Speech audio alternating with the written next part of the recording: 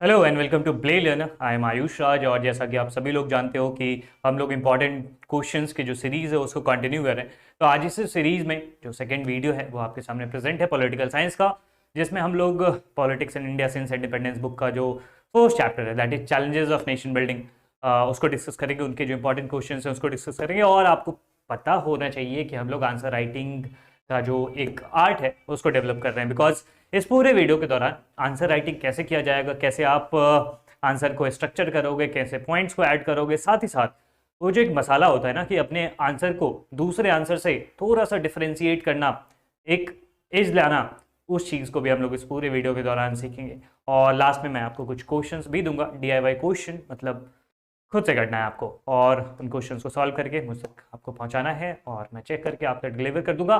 साथ ही साथ इस वीडियो के दौरान हम लोग बहुत सारी और भी चीज़ों को भी सीखने वाले हैं, राइट। तो स्टार्ट करते हैं हम लोग वीडियो को। और हाँ, इस वीडियो का जो भी PDF है वो आपको डिस्क्रिप्शन में मिल जाएगा, लिंक दिया गया है, वहाँ से आप डाउनलोड कर सकते हो। तो लेट्स गेट स्टार्टेड।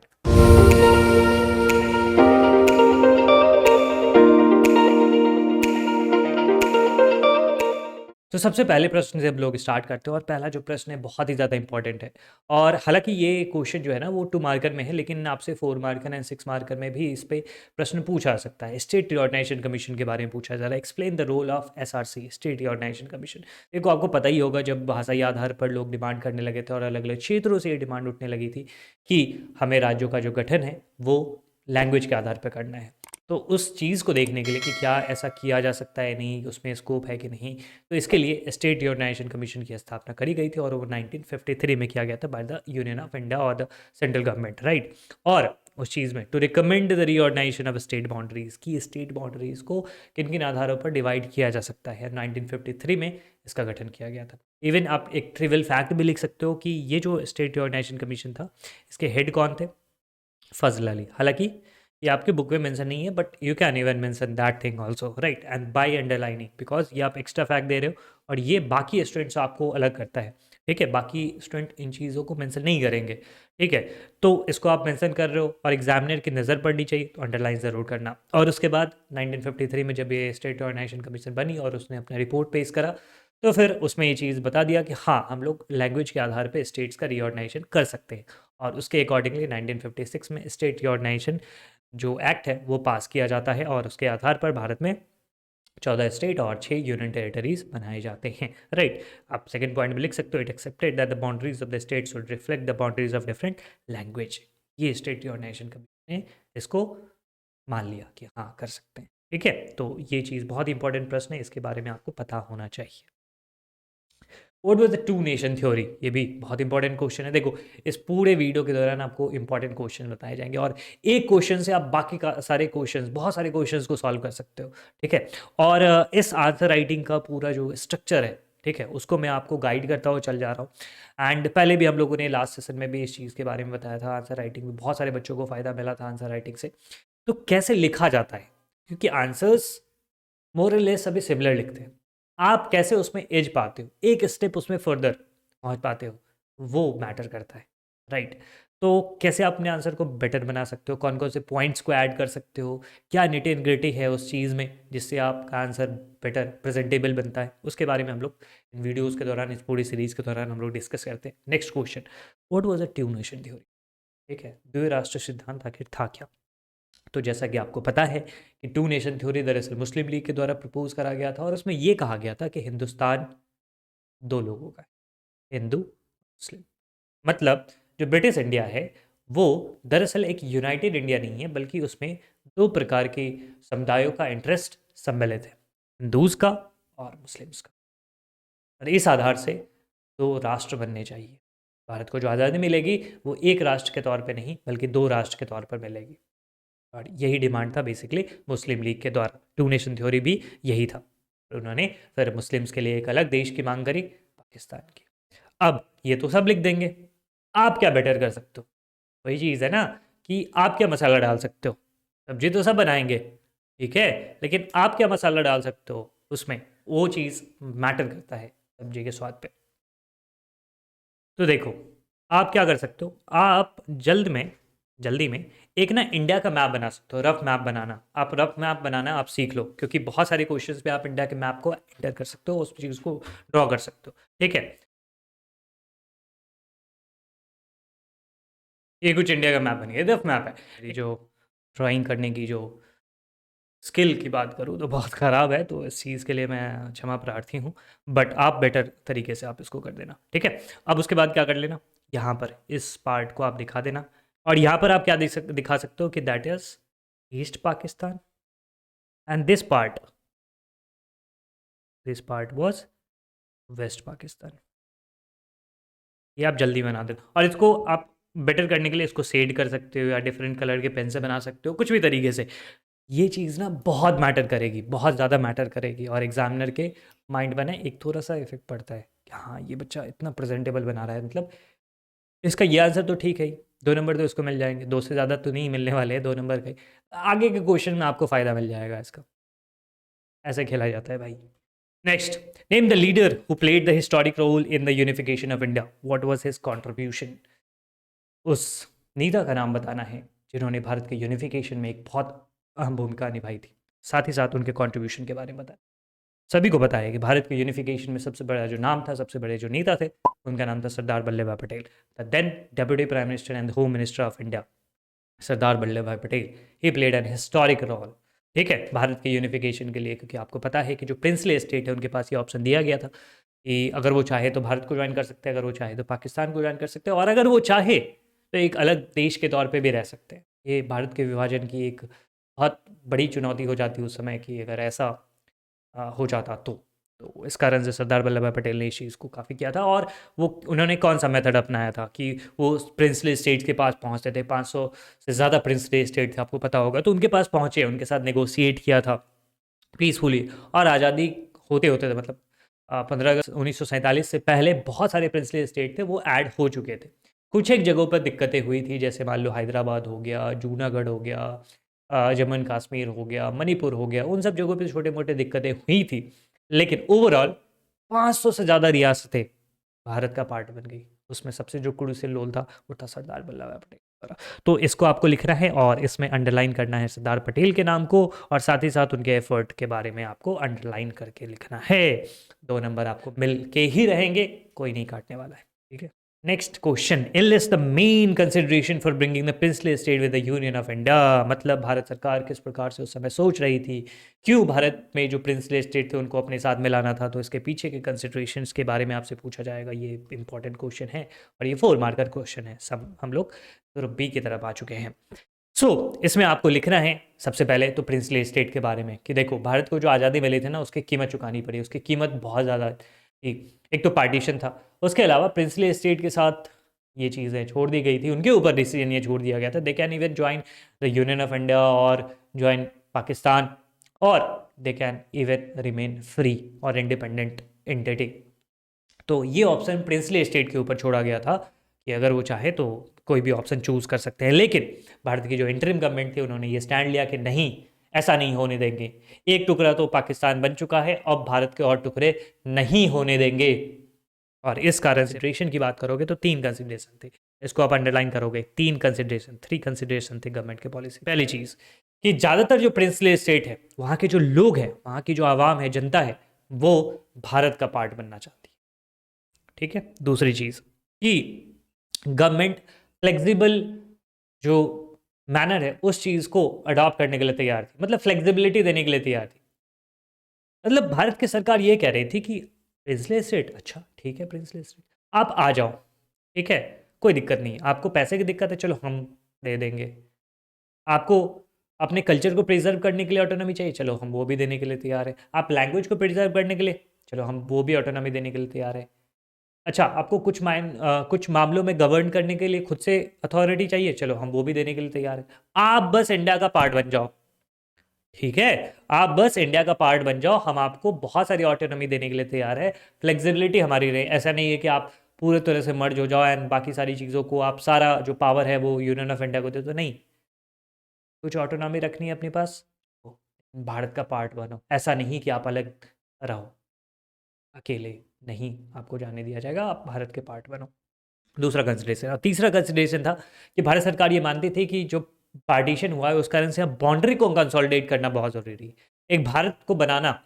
ठीक है, भारत एज अ, मैं नेशन स्टेट की बात नहीं, साइकोलॉजिकल चीज़ों की बात भी नहीं कर रहा हूँ, मैं एक जोग्राफिकल एंटिटी की बात कर रहा हूँ कि जो बाउंड्री है ना, या पॉलिटिकल एंटिटी की बात कर रहा हूँ, वो जो बाउंड्री है ना वो कंसोलिडेट होना ज़रूरी है। क्योंकि हो क्या रहा था कि भारत के नक्शे में, अगर आप जो इतना बड़ा भारत आज देखते हो, पॉसिबल था कि उसमें जो प्रिंसली स्टेट है वो अपने आप को इंडिपेंडेंट घोषित कर दे। तो पूरा भारत है, उसके बीच में एक छोटा सा राज्य ऐसा है जो अलग देश है। भारत सरकार ये नहीं चाह रही थी, भारत चाह रही थी कि सारे जो प्रिंसली स्टेट है वो भारत के साथ मर्ज हो जाए, हमारी जो बाउंड्री है वो अच्छे तरीके से कंसोलिडेट हो जाए। तो ये तीन कंसिडरेशन को लेकर भारत सरकार आगे बढ़ रही थी, और तीनों कंसिडरेशन को ध्यान में रखते हुए प्रिंसली स्टेट को अपने साथ उन्होंने मिलाया, और सक्सेसफुली सारे सारे प्रिंसली स्टेट में से बहुत ज़्यादा जो थे वो तो आसानी से मिल गए, कुछ जगहों पे दिक्कतें हुई तो फिर भी अल्टीमेटली उसको भी मिला लिया गया। तो ये बहुत इंपॉर्टेंट क्वेश्चन है, बहुत इंपॉर्टेंट क्वेश्चन। और इस वीडियो के दौरान मैं तो कितनी बार ये बताऊं कि इंपॉर्टेंट क्वेश्चन ही है, आपके एग्जाम में आएंगे। ठीक है, और अगर आपको थोड़ी भी मदद मिल रही है कमेंट सेक्शन में मुझे ज़रूर बताना कि हाँ सर मज़ा आ रहा है। ठीक है, हमें हेल्प मिल रही है। आगे बढ़े, thumbs up. Examine the 3 challenges that India faced at the time of independence। Again very important question कि भारत को आज़ादी के समय कौन कौन सी चुनौतियों का सामना करना पड़ा। तो भाई साहब, भारत को आज़ादी के समय बहुत सारी चुनौतियों के सामने करने पड़े थे, लेकिन क्योंकि ये 4 मार्कर क्वेश्चन है तो आपको निबंध नहीं लिखना है, आपको एक पूरा साहित्य ग्रंथ की रचना नहीं करनी है। आपको 4 पॉइंट लिखने हैं, मैक्स टू मैक्स 5 पॉइंट या 6 पॉइंट आप लिख सकते हो। जो जो आपका राइटिंग स्किल है या राइटिंग स्पीड है उस पर डिपेंड करता है। बहुत सारी चुनौतियाँ आती हैं, तो कुछ चुनौतियों के बारे में आपको बता देता हूँ यहाँ पर। वैसे 3 चुनौतियों के बारे में पूछा गया है। मेनी चैलेंजेस, पहला लाइन ही आप स्टार्ट करोगे कि India had to face many challenges immediately after the independence are following.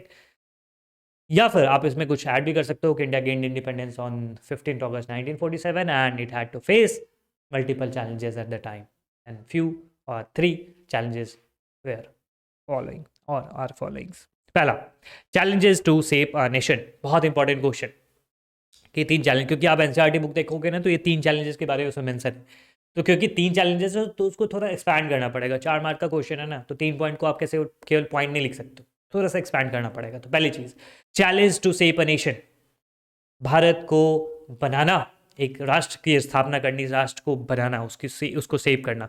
क्योंकि आपको पता है कि India was divided into various state eight the time of independence. Various princely states were there and princely state have the authority to decide whether they want to join India और पाकिस्तान और remain independent. सो एक बहुत ही important challenge India के साथ में आया था कि कैसे भारत को यूनिफाई किया जाए। पहली चीज, पहला चैलेंज। दूसरा चैलेंज, डेमोक्रेसी को सेटअप करना, डेमोक्रेटिक इंस्टीट्यूशंस को सेटअप करना। क्योंकि भारत की आज़ादी की लड़ाई ही इस चीज़ के ऊपर लड़ी गई थी, नहीं एक दिन हम लोग लोकतंत्र की स्थापना करेंगे, एक दिन हम लोग सेल्फ रूल लेके आएंगे। तो केवल लड़ाई लड़ने से तो नहीं हो जाएगा। अब जब आज़ादी मिल गई है तो अब हमें डेमोक्रेसी को सेटअप करना था। क्योंकि दुनिया के कई ऐसे मुल्क हैं जो भले ही डेमोक्रेसी के लिए लड़ाई लड़े, लेकिन जब उनको आज़ादी मिल गई तो उन्होंने डेमोक्रेसी को त्याग दिया। लेकिन भारत ऐसा नहीं कर सकता था। जो भारत का नेशनल मूवमेंट था, जब हम लोग अंग्रेजों से आज़ादी के लिए लड़ाई लड़ रहे थे, उस नेशनल मूवमेंट की आत्मा ही डेमोक्रेसी पर इस्टेब्लिश थी। तो डेमोक्रेटिक सेटअप को इस्टेब्लिश करना, कॉन्स्टिट्यूशन का निर्माण करना और कॉन्स्टिट्यूशन में ऐसी चीज़ों को डालना ताकि भारत में एक सक्सेसफुल डेमोक्रेसी कंटिन्यू हो सके। पड़ोसी मुल्क देख लो भाई, पाकिस्तान के बारे में पता करना, कभी पढ़ना है या फिर आप तो पढ़ा ही होगा आप लोगों ने, जो कंटेम्प्रेरी साउथ एशिया वाली चीज़ है। उनको अपना संविधान बनाने में कई साल लग गए। 47 में आज़ाद हुए, 56 में जाके उनका पहला संविधान बना, और कुछ एक सालों के बाद उनके संविधान को ख़त्म ही कर दिया जाता था। कोई नया रूलर आता था, संविधान ख़त्म करो, नया संविधान लिखते हैं। भारत में ऐसा नहीं हुआ। क्यों? बहुत सारे कारण। उसमें से एक कारण ये भी है कि हमारा जो पूरा नेशनल मूवमेंट था वो इस चीज़ के ऊपर बेस्ड था, और हमारा जो संविधान बना पहली बार, जो तैयार हुआ, जो आइन तैयार हुआ, उसमें ऐसे डेमोक्रेटिक इंस्टीट्यूशन की स्थापना करेगी जो बहुत पावरफुल है। जैसे आप इलेक्शन कमीशन को ले लो, जैसे हमारी जुडिशरी को ले लो, ठीक है, और डिवीजन ऑफ पावर है, ये सारी चीज़ें। तो ये आपको लिखना पड़ेगा, नहीं आपको कॉन्स्टिट्यूशन में डालना पड़ेगा, वो इम्बाइव करना पड़ेगा, लोगों की ज़िंदगी है उसमें वो शामिल करना पड़ेगा। तो ये चीज़ एक दूसरा था कि कैसे हम लोग डेमोक्रेसी की स्थापना करें। तीसरा जो चैलेंज था वो था कि भारत के लोग जो उस समय काफ़ी ज़्यादा गरीबी, भुखमरी, अशिक्षा, निरक्षरता, इन सब चीज़ों से जूझ रहे थे, उसको बेटर ऑफ करना, भारत के लोगों की वेलबींग को इस्टेब्लिश करना, वेलबींग को इंश्योर करना, डेवलपमेंट को इंश्योर करना। And development in what sense? Development in social, economical से, कि सामाजिक रूप से भी और आर्थिक रूप से भी, दोनों स्थिति में लोगों की ज़िंदगी को बेहतर करना है। परफेक्ट, कोई दिक्कत तो नहीं आ रही है? फिर से पूछ रहा हूँ, कोई दिक्कत आ रही है? बता दो, कमेंट में लिख के बताओ, ठीक है, कि सर ये दिक्कत आ रही है यहाँ पर, या फिर समझ में आ रहा है। अभी वीडियो पॉज करो, जल्दी से बता दो मुझे, समझ में आ रहा है कि सर दिक्कत आ रही है। मैंने आपको 3 चैलेंजेस के बारे में बता दिया कि आपको अलग अलग तरीके से ये क्वेश्चन पूछे जा सकते हैं, बहुत ही इंपॉर्टेंट क्वेश्चन है। Next, read the given passage carefully, answer the following question. आपको यहाँ पे एक पैसेज दिया गया है और उस आधार पे आपसे प्रश्न पूछे गए और उसका जवाब आपको देना है। यहाँ पर 2 क्वेश्चन है, तो 2 मार्क्स के 2 क्वेश्चन हैं। आप यहाँ पे वीडियो को पॉज कर सकते हो और पढ़ सकते हो इस पैसेज को। क्या लिखा हुआ है? Above all the linguistic state underline the acceptance of the principle of diversity dot dot dot and with plurality of ideas and way of life. क्योंकि मैंने क्वेश्चन सेट करा है तो मुझे पता है कि पैसेज क्या है, आप पढ़ सकते हो, मुझे पढ़ने की वैसे जरूरत नहीं है। क्वेश्चन पे आते हैं। Why were linguistic state formed in India, explain in 2 reasons. पहला क्वेश्चन है पैसेज पे आधार पे। और पॉलिटिकल साइंस में ऐसा देखा गया है ना कि ज़रूरी नहीं है कि आपको ये पैसेज में ही आंसर मिल जाए, ठीक है। ये इंग्लिश का क्वेश्चन पेपर नहीं है कि उसी में से ढूंढ लिया। पहले बचपन में हम लोग ना अनसीन पैसेज जो होते थे उसमें बड़े खुश होते थे, बड़े खुश इस मामले में कि क्योंकि क्वेश्चन का आंसर ना ऊपर में मिल जाएगा, पैसेज मिल जाएगा। तो होता क्या था कि क्वेश्चन को पूछा गया तो ऊपर वाला ना पूरा लाइन बाय लाइन हम लोग उतार देते थे, लाइन बाय लाइन उतार देते थे, तो बाद नंबर मिलते नहीं थे। बाद में पता चला कि ऐसे जो अनसीन पैसेज है ना उसका पूरा पूरा कॉपी पेस्ट नहीं कर सकते हैं भाई, इतने वर्ड में भी डालना है, इतनी बुद्धि तो हमें थी नहीं। तो हम तो बड़े खुश होते थे अनसीन पैसेज को सबसे पहले सॉल्व करेंगे। बट एनीवे वो गलतियां हैं, लोग मत करना। तो हाँ, पॉलिटिकल साइंस की जहाँ तक मैं बात कर रहा था, तो इसमें ऐसा ज़रूरी नहीं है कि आपको उसी पैसेज में आंसर मिल जाए। आपको जो चैप्टर में आपने बाकी सारी चीज़ें पढ़ी है उसके हिसाब से भी आपको आंसर देना है। तो क्वेश्चन है कि why were linguistic state form in India, explain in 2 reasons. Linguistic state क्यों फॉर्म किया गया इंडिया में? सबसे पहला रीज़न अगर आप बात करो तो देखो कि ये माना जा रहा था, ये फील किया जा रहा था कि जो लिंग्विस्टिक बेसिस पर अगर हम राज्यों का निर्माण करते हैं तो भारत में जो डिवीजन है का थ्रेट है। आपको याद होगा विशाल आंध्र मूवमेंट, जब पोट्टी श्रीरामुलू ने एक पूरा आंदोलन चलाया था कि नहीं, तेलुगु बोलने वाले लोगों को जो मद्रास स्टेट है उससे अलग करके आंध्रा स्टेट बनाना चाहिए, ठीक है, ये डिमांड था ना। और फाइनली जब पोट्टी श्रीरामुलू की 56 दिनों के बाद मृत्यु हो जाती है जब वो अनशन में बैठे थे, तो फिर यूनियन ऑफ इंडिया को, मतलब गवर्नमेंट ऑफ इंडिया को फोर्सफुली, मतलब मजबूरी में करना पड़ा। तो करना पड़ा ना। अगर ऐसा होता कि सरकार, और फिर बाद में जाकर स्टेट रिऑर्गनाइजेशन कमीशन जब ने बता दिया कि हाँ स्टेट बना सकते हो लैंग्वेज के आधार पे, तो सरकार ने बनाया।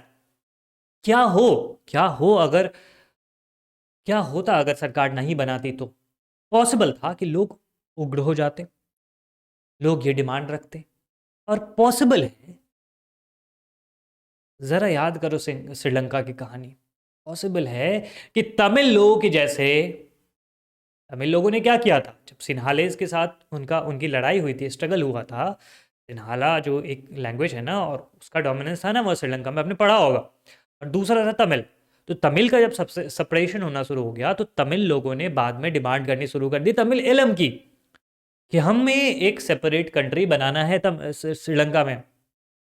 पॉसिबल है ना कि इंडिया में भी ये चीज़ें हो सकती थी, कि इंडिया में भी जो अलग अलग लैंग्वेज के लोग हैं वो ये डिमांड कर देते कि भाई हमें तो अब इंडिया के साथ नहीं रहना है, तो आपको उनकी डिमांड को सुनना पड़ेगा।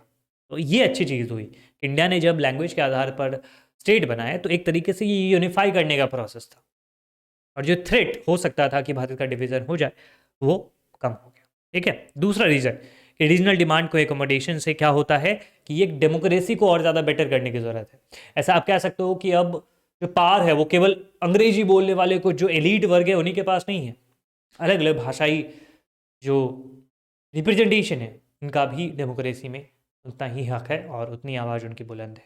तो ये 2 रीज़न है जिसके आधार पे आप कह सकते हो कि हाँ लिंग्विस्टिक स्टेट बनाना ठीक था और बनाया भी गया। इसके 2 रीज़न है। Next question, how is democracy in India associated with plurality of ideas and way of life.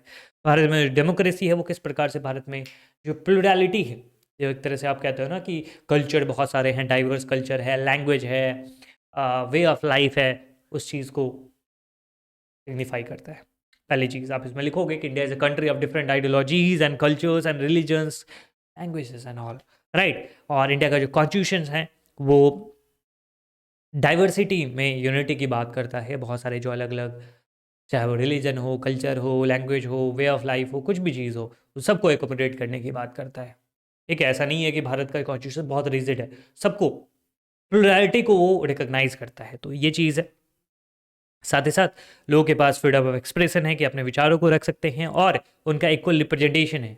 ऐसा नहीं है पाकिस्तान की तरह कि भाई केवल जो मुस्लिम्स हैं केवल उन्हीं के पास ये अधिकार है कि वो हायर अथॉरिटी पहुंच सकते हैं या वहाँ के जो निज़ाम है वो बन सकते हैं। नहीं भाई, ऐसा नहीं है।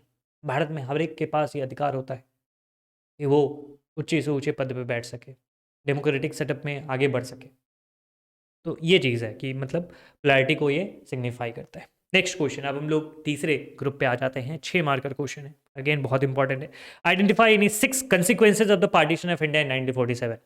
6 कंसिक्वेंसेज के बारे में आपको बताना है। अगेन आप इसको स्टार्ट कर सकते हो बहुत ही अच्छे तरीके से कि हाँ 1947 में हम लोग को आज़ादी मिली, लेकिन उस आज़ादी की हमें कीमत भी चुकानी पड़ी थी उस समय। इसके बारे में आपको इस आंसर में लिखना है। तो द ईयर 1947, अब इसे थोड़ा सा लिटरेचर वाला होना चाहिए ना, ऐसा लो में निकल जाता है चीज़। हाँ वो साल था 1947 का, बहुत ही दर्दनाक साल है, तो आप इंग्लिश में लिख लो। ठीक है, the year 1947 was the year of one of the largest unplanned and tragic transfer of population in human history. लिख दो, पहले ही लाइन में आप एकदम भौकाल बचा दो कि हाँ 1947 का जो साल था वो मानव इतिहास का सबसे अनप्लान्ड और भयावह माइग्रेशन था, क्या ट्रांसफर ऑफ पॉपुलेशन था। वॉर में तो लोग ठीक है, एक समझ में भी आता है कि युद्ध में लड़ाई मारी, लोग मारे गए, लेकिन यहाँ तो ट्रांसफर ऑफ पॉपुलेशन के कारण लोग मारे गए। Millions of the people were died in that time. So there were killing and atrocities on both side of the border. इसके बारे में आपको लिखना है। कंसिक्वेंसेज पार्टीशन के बारे में आपको पता ही है कि दोनों तरफ लड़ाइयाँ हो रही थी, दोनों तरफ लोग मारे जा रहे थे और धर्म के नाम पर लोगों को मारा जा रहा था। ठीक है, ये चीज़ है। बहुत सारे लोग जो हैं, जो माइनॉरिटीज़ हैं, जो पाकिस्तान की बात करो तो वहाँ पे हिंदूज एंड सिख, और इंडिया की बात करो तो मुस्लिम्स। माइनॉरिटीज़ वो एक देश से दूसरे जगह तक भाग रहे थे, और अगर वो घर में भी है तो सेफ़ नहीं थे। अब हिस्ट्री की किताब पढ़ोगे, इसके ऊपर काफ़ी कहानियाँ दी गई है। ठीक है, इस पूरे पार्टीशन के दौरान। ठीक है, तो पढ़ोगे तो ये सारी चीज़ें, उनको रिफ्यूजी कैंप में रखना पड़ता था। सैकड़ों सैकड़ों किलोमीटर वो पैदल चला करते थे, अपना पूरा जो घर बार है उसको त्याग करके और जाना, ये सारी चीज़ें। और उस पूरी यात्रा के दौरान भी उन पे हमला होता था। जो बहुत सारी जो महिलाएं हैं उनके साथ गलत चीज़ें होती थी, उनका धर्म परिवर्तन करवा दिया जाता था, उनको पकड़ के ले जाया जाता था। ये सारी चीज़ें हुआ करती थी। और ना केवल बाउंड्री का डिवीज़न था, बल्कि ये प्रॉपर्टी का डिवीज़न भी था, एसेट का भी डिवीज़न था, इनमें रेलवे का भी डिवीज़न था, रेलवे के जो एम्प्लॉय है उनका डिवीज़न था, आर्मी जो थी उनका डिवीज़न था, इवन की जो पिन्स हैं, जो टेबल हैं, जो कुर्सियां हैं, उन सब का डिवीज़न था। और उससे भी ज़्यादा लोगों के हृदय का डिवीज़न था। और इतने बड़े माइग्रेशन के बावजूद भी इंडिया की जो पॉपुलेशन है उसमें मुस्लिम थी वो 12% थी। मतलब आप कह सकते हो 1951 का जब सेंसस कराया गया तो उसमें ये देखा गया कि भारत में 12% मुस्लिम्स की पॉपुलेशन रही थी। मतलब ये हुआ कि सारे मुस्लिम पाकिस्तान नहीं गए थे, बहुत सारी चीज़ें, लेकिन स्टिल इस पार्टीशन ने दोनों कम्युनिटीज़ के बीच में बहुत सारा गैप क्रिएट कर दिया था और कॉन्फ्लिक्ट क्रिएट कर दिया था। तो इसके बारे में आप पार्टीशन के बारे में इस तरीके से लिख सकते हो। 6 कंसिक्वेंसेज, आप 6 पॉइंट लिख दो या फिर 7 पॉइंट लिख सकते हो। इसको अच्छे तरीके से आप लिख सकते हो इन सब चीज़ों को। नेक्स्ट क्वेश्चन है और वो 6 मार्कर क्वेश्चन है। अगेन बहुत इंपॉर्टेंट क्वेश्चन है कि what was the approach of the government of India towards the princely state immediately after the partition of India 1947, या फिर discuss the integration of princely state and how the princely state were merge with independent India. बहुत important question है। आपसे ये पूछा जा रहा है कि प्रिंसली स्टेट का इंडिया में इंटीग्रेशन किस प्रकार से हुआ। अलग अलग तरीके से क्वेश्चन को फ्रेम किया जा सकता है, बट ओवरऑल आइडिया यही है कि प्रिंसली स्टेट के साथ क्या हुआ था और इंडियन गवर्नमेंट ने किस तरीके से अप्रोच किया था। सबसे पहले आप इस चीज़ में लिखोगे कि जैसे भारत को आज़ादी मिली, ब्रिटिशर्स ने ये पूरा क्लॉज डाल दिया कि भाई अब ये प्रिंसली स्टेट के ऊपर है कि वो इंडिया के साथ रहना चाहते हैं या फिर पाकिस्तान के साथ रहना चाहते हैं, और या फिर वो इंडिपेंडेंट रहना चाहते हैं। और कितने प्रिंसली स्टेट थे उस समय में? 565। ठीक है, तो इसका मतलब ये है कि लीगली वो इंडिपेंडेंट हो गए हैं और अब ये उनके ऊपर है। ठीक, इसका मतलब ये था कि भारत और टुकड़ों में डिवाइड हो सकता है। ठीक है, एक पॉसिबिलिटी थी कि भारत बहुत सारे टुकड़ों में डिवाइड हो सकता है। आज जो इंडिया का मैप देख रहे हो उसमें हो सकता था कि एक एरिया ऐसा है जो पाकिस्तान है, एक एरिया ऐसा है जो अलग देश है, ये भी पॉसिबिलिटी थी। इस समय में गवर्नमेंट का कंसिडरेशन क्या था? गवर्नमेंट के कंसिडरेशन वही थे, पहली चीज़ कि ज़्यादा से ज़्यादा जो लोग हैं प्रिंसलेट के स्टेट के वो चाहते हैं कि भारत का पार्ट बने। दूसरी चीज़, गवर्नमेंट ऑफ इंडिया इस चीज़ में फ्लेक्सिबल थी कि भाई हम तुम्हें ऑटोनॉमी देने के लिए तैयार है, तुम बस इंडिया का पार्ट बन जाओ। और तीसरी चीज़ कि भारत ने टेरिटोरियल बाउंड्री को इंटीग्रेट करना और कंसोलिडेट करना अपना प्रमुख जो उनका कह सकते हो एजेंडा या प्रमुख जो उनका मुद्दा था उस चीज़ में रखा हुआ था। सबसे इम्पॉर्टेंट वो चीज़ को रखा कि भारत को पहले अभी और टूटने से बचाना है। एक टुकड़ा तो गया हमारा पाकिस्तान, लेकिन और टूटने से हमें बचाना है, ठीक है। इसलिए इंटरिम गवर्नमेंट ने ये कहा कि हम लोग और डिवीज़न नहीं होने देंगे। एंड फाइनली आप कह सकते हो कि सरदार पटेल के एक इनिशिएटिव के द्वारा उनकी उनकी उनका जो एक बहुत अहम रोल था इस चीज़ में कि किस प्रकार से प्रिंसले स्टेट को इंटीग्रेट किया जाए, उनके एक सिग्निफिकेंट रोल के कारण ये परिणाम मिलता है कि भारत एक यूनिफाइड कंट्री में बदला, ठीक है। तो इस तरीके से आप क्वेश्चन को लिख सकते हो। नेक्स्ट क्वेश्चन है कि how did the state of Hyderabad become a part of Indian union after partition. Again ये 6 मार्कर क्वेश्चन है, आपको 6 मार्क में आंसर देना है। 7 पॉइंट आप लिख सकते हो और बहुत इंपॉर्टेंट क्वेश्चन है। अगेन कितनी मार्क है, वो इंपॉर्टेंट क्वेश्चन है साहब, ये सारे ही इंपॉर्टेंट क्वेश्चन है, ठीक है। लेकिन बार बार मैं वो चीज़ें बोल देता हूँ, तो आदत है कि हैदराबाद कैसे बना। हैदराबाद की कहानी समझ लेते हैं। देखो, हैदराबाद का जो रूलर था ना, निज़ाम, ठीक है, उसको निज़ाम कहते थे और उसका नाम था नवाब मीर उस्मान अली खान, ठीक है। तो वो ना, वो उसके मन में थोड़ा सा ना ऐसा चल रहा था, चालाकी चल रही थी। वो चाहता था कि भारत का पार्ट नहीं बने। हालांकि उसके मन में तो ये था कि हम पाकिस्तान का पार्ट बन जाए, लेकिन ठीक है, वो इंडिया का पार्ट नहीं बनना चाहता। वो चाहता था कि हम इंडिपेंडेंट रहें, ठीक है। तो ये चीज़ है। और आपको बता दूं कि वो जो निज़ाम था, हैदराबाद का निज़ाम था मीर उस्मान अली खान, वो उस ज़माने में दुनिया के अमीर लोगों के लिस्ट में आता था उसका नाम, दुनिया के अमीर लोग। और हैदराबाद जो प्रिंसले स्टेट था ना, one of the largest princely state था, ठीक है। तो ये चीज़ थी। तो क्या चाहता था? Independent status. हैदराबाद को क्या मिलना चाहिए? इंडिपेंडेंट स्टेटस मिलना चाहिए, ठीक है। और वो 15 अगस्त तक, 1947 के 15 अगस्त तक भारत का पार्ट नहीं बना। तो भारत सरकार के साथ उसने क्या किया? स्टैंड स्टील एग्रीमेंट पे साइन कर लिया। स्टैंड स्टील एग्रीमेंट मतलब जैसा स्टेटस क्वो वाली चीज़ होती है कि जस का तेस मेंटेन, और वो 1 साल के लिए किया और भारत सरकार के साथ कर लिया। मतलब क्या हुआ कि भारत सरकार ने कहा कि चलो ठीक है, 1 साल का और समय देते हैं, तुम सोच लो, चलो सोच लो, ठीक है। लेकिन उसके मन में तो खोट था।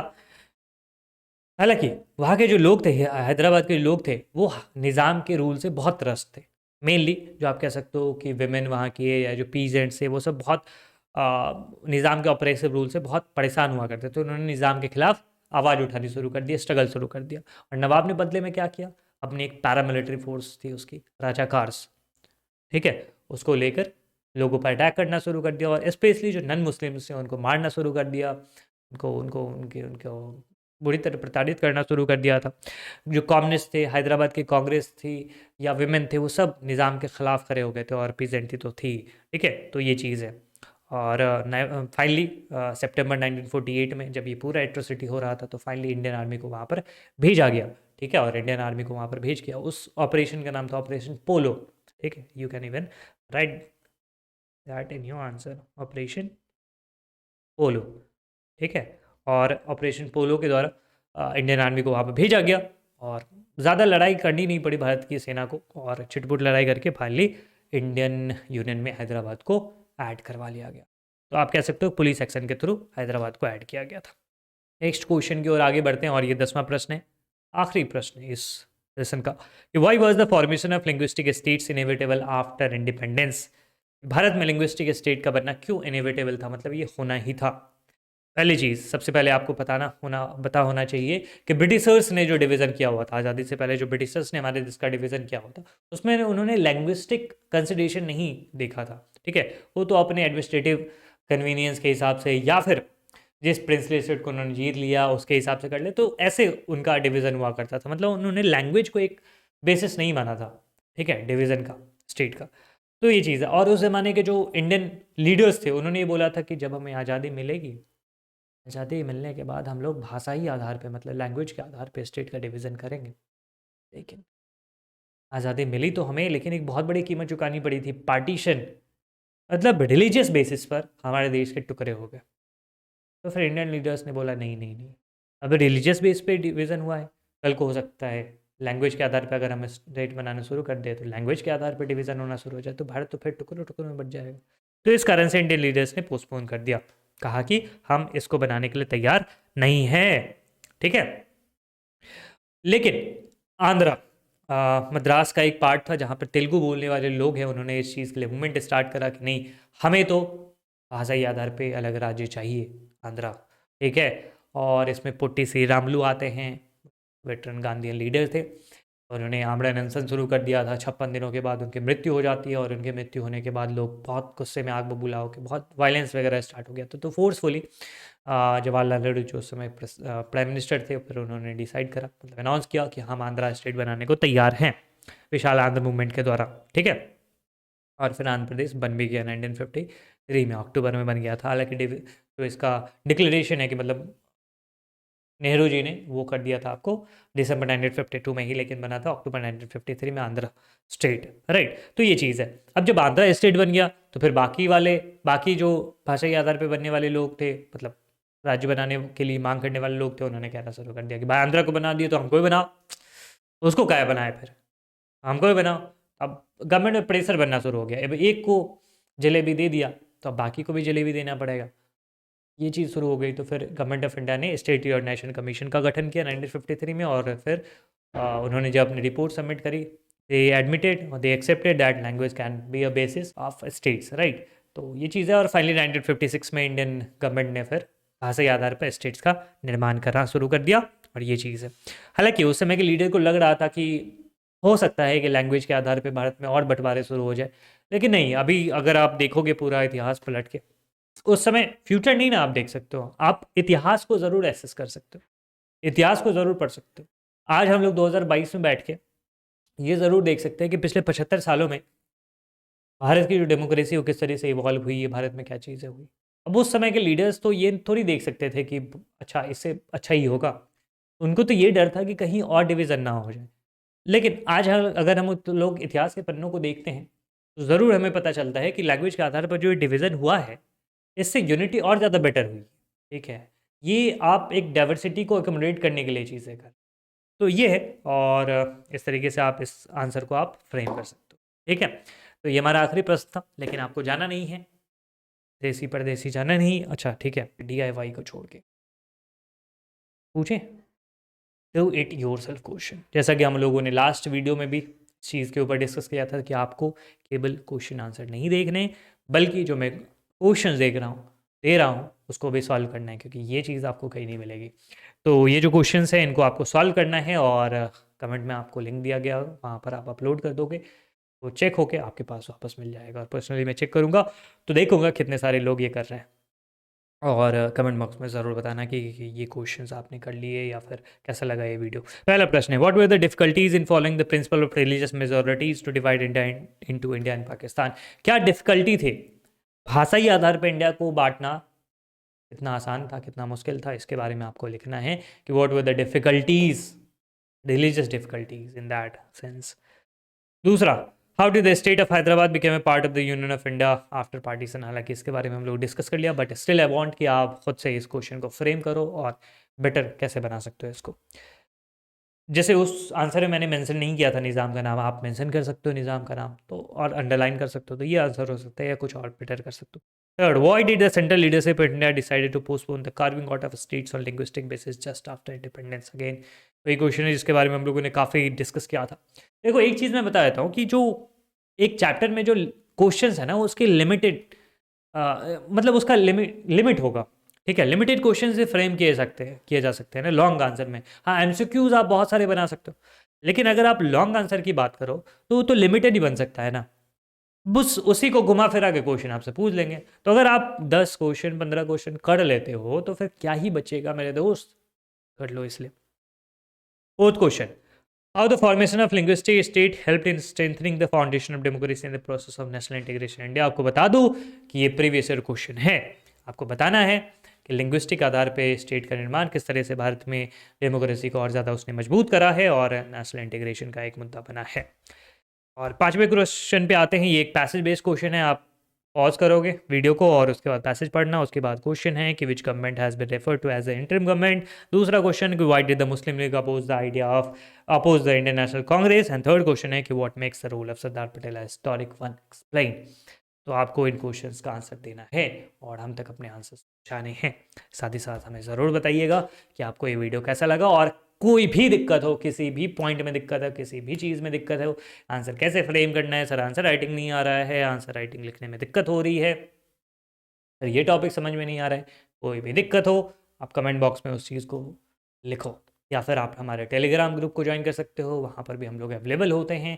इंस्टाग्राम पे आप हमसे पूछ सकते हो, व्हाट्सएप पे पूछ सकते हो, जहाँ भी आपको हमसे कनेक्ट होने का मन हो आप डायरेक्टली हम तक कनेक्ट हो सकते हो। ये जो एक ब्रिज हम लोगों ने तैयार किया है आप और हमारे बीच में, तो आप ज़रूर ट्रैवल करें, पार करें, पहुँचाएँ हम तक अपनी बातों को, और खुद भी हम तक पहुँचे। मिलते हैं फिर अगले वीडियो में। बहुत ख्याल रखिएगा अपना, और बहुत अच्छा लगा आप लोगों के साथ मिलके, और बहुत बहुत मुबारकबाद दीजिए आप अपनी पीठ थपथपाना भाई, क्योंकि आपने ये पूरा वीडियो देखा है। बहुत कम लोग पूरा वीडियो देखेंगे। Thank you so much. And ये पीडीएफ है, उसकी भी लिंक मैं आपको डिस्क्रिप्शन में दे दूँगा। मिलते हैं फिर अगले वीडियो में, तब तक ना बहुत ख्याल रखिए। Thank you so much. Have a nice day.